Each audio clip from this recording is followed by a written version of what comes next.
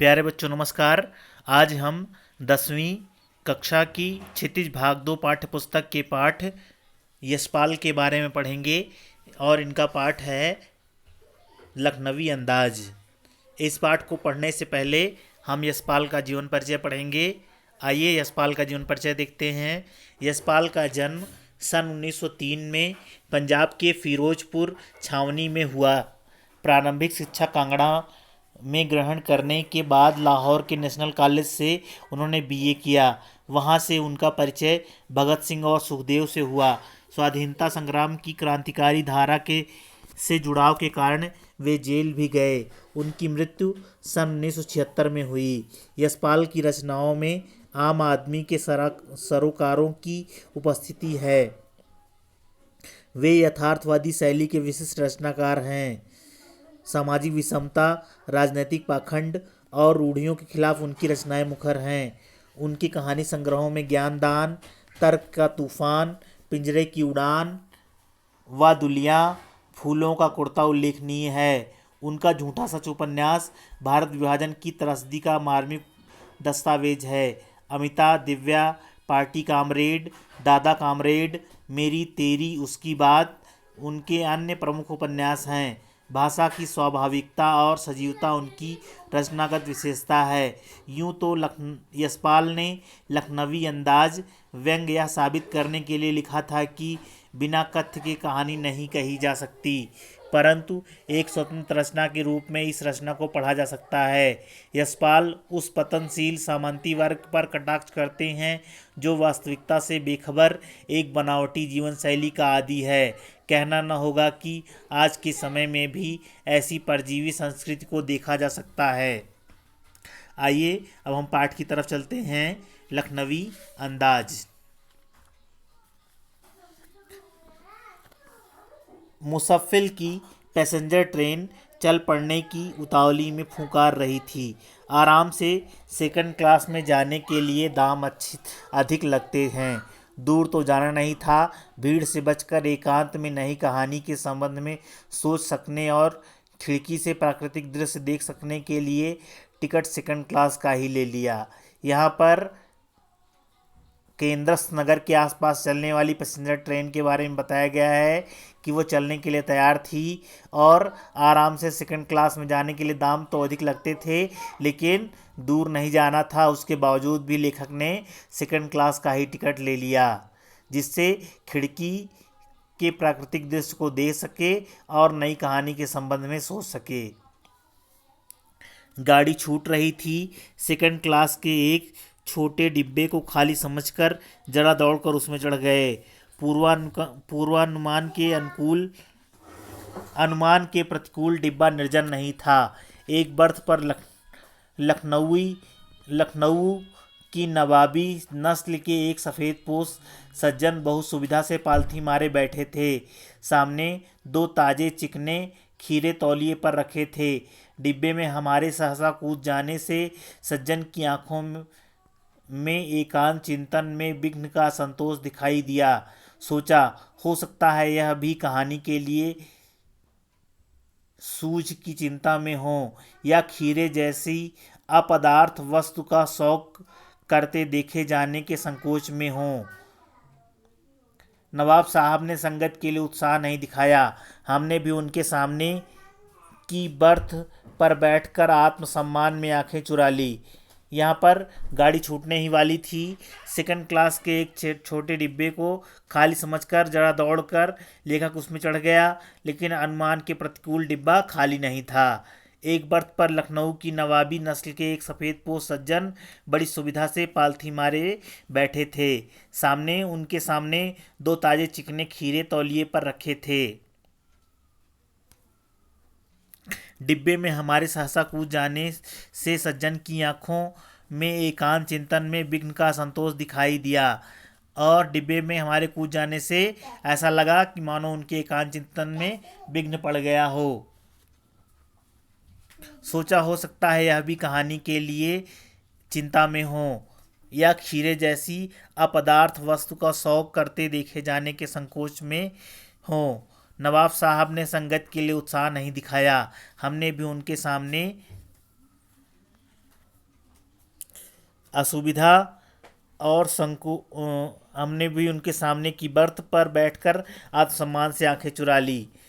ठाली बैठे कल्पना करते रहने की पुरानी आदत है। नवाब साहब की असुविधा और संकोच के कारण का अनुमान करने लगे। संभव है नवाब साहब ने बिल्कुल अकेले यात्रा कर सकने के अनुमान में किफ़ायत के विचार से सेकंड क्लास का टिकट खरीद लिया हो और अब गंवारा न हो कि शहर का कोई सफ़ेद पोश उन्हें मंझले दर्जे में सफ़र करता देखे। अकेले सफ़र का वक्त काटने के लिए ही खीरे खरीदे होंगे और अब किसी सफ़ेद पोश के सामने खीरा कैसे खाएं। हम कनखियों से नवाब साहब की ओर देख रहे थे। नवाब साहब कुछ देर गाड़ी की खिड़की से बाहर देखकर स्थिति पर गौर करते रहे। ओह, नवाब साहब ने सहसा हमें संबोधन किया। आदाब अर्ज़, जनाब खीरे का शौक़ फरमाएंगे। यहाँ पर देखिए, खाली बैठे कल्पना करते रहने की हमारी पुरानी आदत है। नवाब साहब की असुविधा और संकोच के कारण का अनुमान करने लगे। संभव है नवाब साहब ने बिल्कुल अकेले यात्रा कर सकने के अनुमान से किफ़ायत के विचार से सेकंड क्लास का टिकट खरीद लिया हो। अब गंवारा न हो कि शहर का कोई सफ़ेद पोश उन्हें मंझले दर्जे में सफ़र करता देखे। अकेले सफ़र का वक्त काटने के लिए उन्होंने शायद खीरे खरीद लिए होंगे, लेकिन किसी सफ़ेद पोश के सामने बैठकर खीरा कैसे खाएं। हम भी कनखियों से मतलब आँख के कोरों से नवाब साहब को देख रहे थे। नवाब साहब कुछ देर गाड़ी की खिड़की के बाहर देखकर स्थिति पर गौर करते रहे। फिर बाद में ओह करके संबोधन किया और आदाब अर्ज़ किया, नमस्कार किया और पूछा कि जनाब खीरे का शौक़ फरमाएंगे। नवाब साहब का सहसा भाव परिवर्तन अच्छा नहीं लगा। भांप लिया, आप शराफत का गुमान बनाए रखने के लिए हमें भी मामूली लोगों की हरकत में लथेड़ लेना चाहते हैं। जवाब दिया, शुक्रिया, किबला शौक़ फरमाएं। नवाब साहब का भाव परिवर्तन हुआ, लेकिन ये भाव परिवर्तन लेखक को अच्छा नहीं लगा और लेखक ने भांप लिया कि शराफत का गुमान रखने के लिए वह हमें भी मामूली लोगों की हरकत में लथेड़ लेना चाहते हैं। जवाब दिया, शुक्रिया, किबला शौक़ फरमाएं, आप ही शौक़ फरमाएं। नवाब साहब ने फिर एक पल खिड़की से बाहर देखकर गौर किया और दृढ़ निश्चय से खीरों के नीचे रखा तौलिया झाड़कर सामने बिछा दिया। सीट के नीचे से लोटा उठाकर दोनों खीरों को खिड़की के बाहर धोया और तौलिए से पोंछ लिया। जेब से चाकू निकाला, दोनों खीरों के सिर काटे और उन्हें गोद कर झाग निकाला। फिर खीरों को बहुत एहतियात से छीलकर फांकों को करीने से तौलिए पर सजाते गए। नवाब साहब ने फिर एक पल खिड़की से बाहर देखा और गौर किया।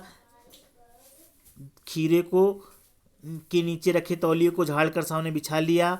सीट के नीचे से लोटा उठाकर दोनों खीरों को खिड़की से बाहर धोया, तौलिए से पोंछ लिया।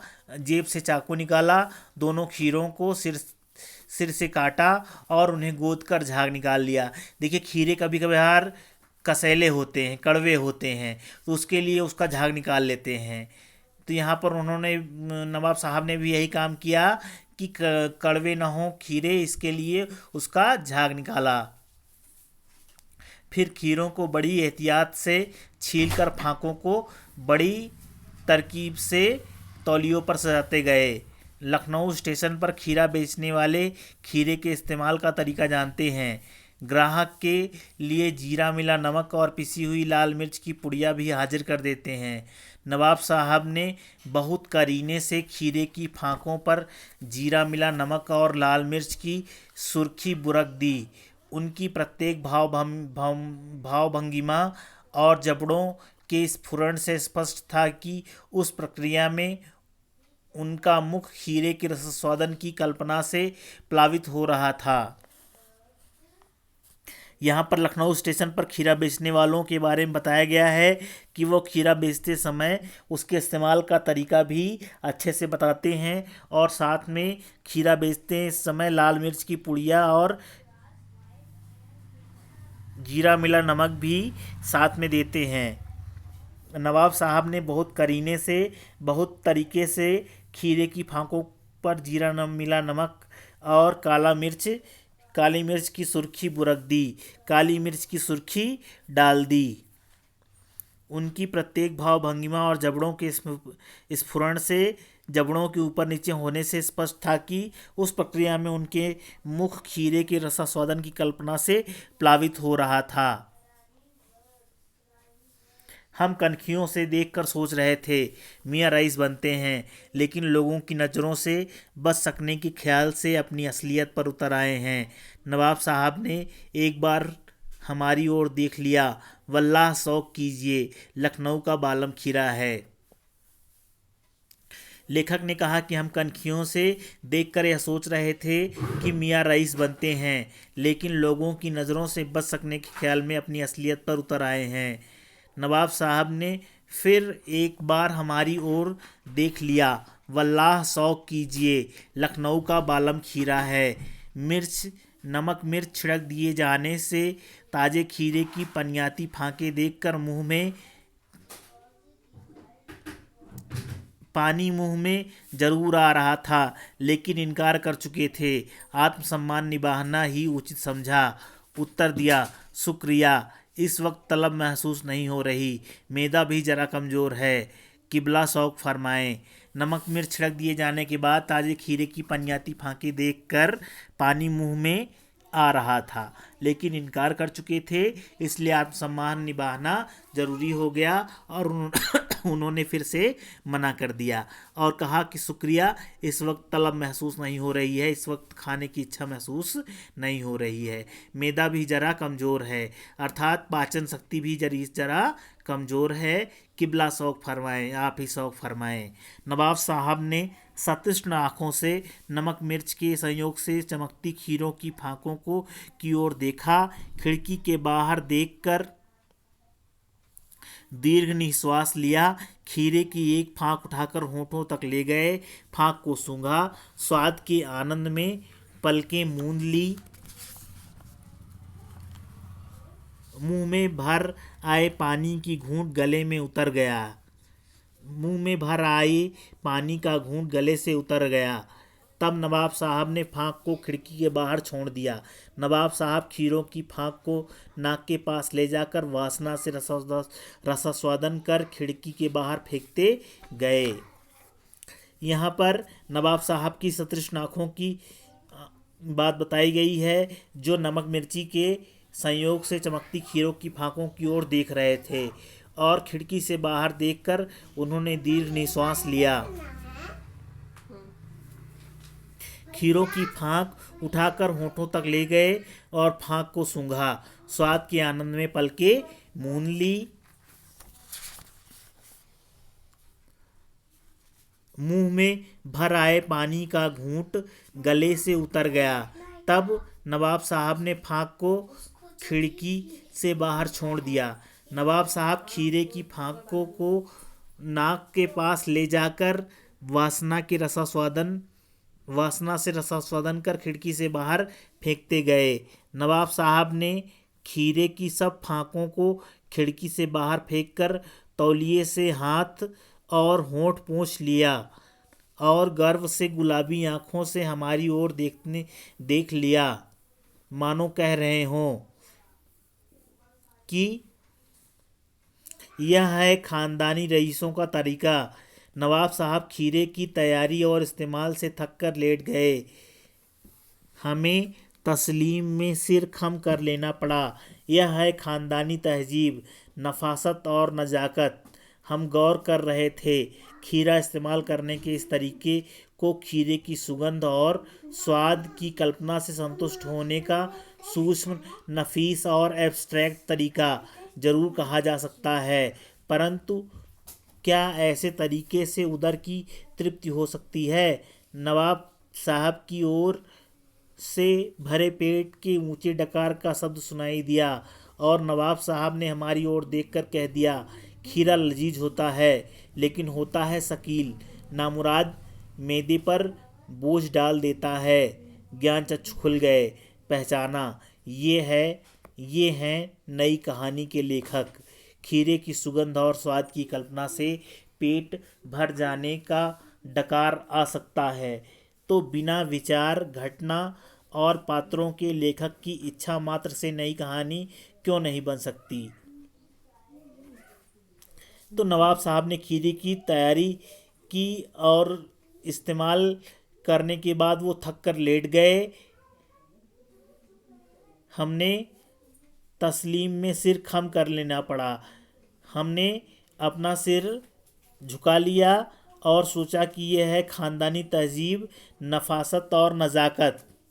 हम गौर कर रहे थे खीरा इस्तेमाल करने के इस तरीके को खीरे की सुगंध और स्वाद की कल्पना से संतुष्ट होने का सूक्ष्म, नफीस और या एब्स्ट्रैक्ट तरीका जरूर कहा जा सकता है, परंतु क्या ऐसे तरीके से उदर की तृप्ति हो सकती है। नवाब साहब की ओर से भरे पेट के ऊंचे डकार का शब्द सुनाई दिया और नवाब साहब ने हमारी ओर देखकर कह दिया, खीरा लजीज होता है, खीरा बहुत बढ़िया होता है लेकिन होता है शकील, गरिष्ठ होता है और नामुराद मैदे पर बोझ डाल देता है और पाचन क्रिया पर यह बोझ डालता है। हमारे ज्ञान चक्षु खुल गए।